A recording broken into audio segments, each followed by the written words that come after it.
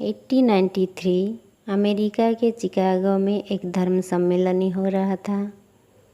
विवेकानंद के वहाँ जाने के लिए बहुत मन था। वो जहाज़ में बैठे और अमेरिका की ओर निकल पड़े।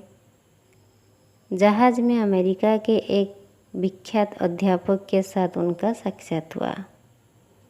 वो विवेकानंद के ज्ञान को देखकर बहुत खुश हुए। उन्होंने विवेकानंद के उस धर्म सम्मेलन में जाने के सारे बंदोबस्त करवा दिए। 1893 सितंबर 11 का तारीख था।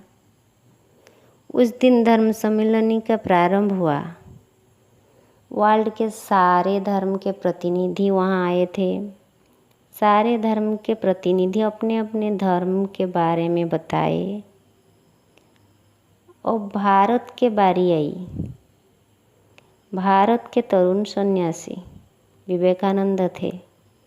एक साधु के भेष में थे। उन्होंने भी बोलने के लिए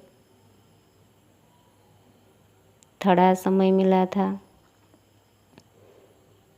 विवेकानंद पहले आरंभ किए। अमेरिका वासी भाई और बहनों संबोधन सुन के वहाँ के सारी जनता खुशी से नाचने लगे। इसके बाद विवेकानंद भारत के धर्म के बारे में, हिंदू धर्म के बारे में, विश्व भ्रातृत्व के बारे में बोलने लगे। उन्होंने सबको समझाने लगे, हम सब ईश्वर के संतान हैं, हम सब भाई भाई हैं।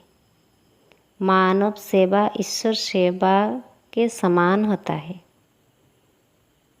वहाँ से सारे स्वामी जी के ये बात सुनकर उनके आदर्शों में चलने लगे।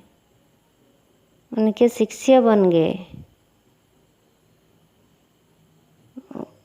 उनसे प्रभावित होकर एक थे मार्गारेट नोबेल, जो कि सबसे प्रिय शिष्य बन गए। वो भारत आए और भारत में उनका नाम हुआ भगिनी निवेदिता। विवेकानंद अपने ज्ञान से सारे विश्व को जय किए थे। भारत के गौरव बढ़ाए, सारा विश्व को भारत को एक पहचान दिया। 1902 जुलाई 4 में वो हमें छोड़कर चले गए, परंतु आज भी इनका वो गाथा रह गया। मानव सेवा का वार्ता अमर हो गया।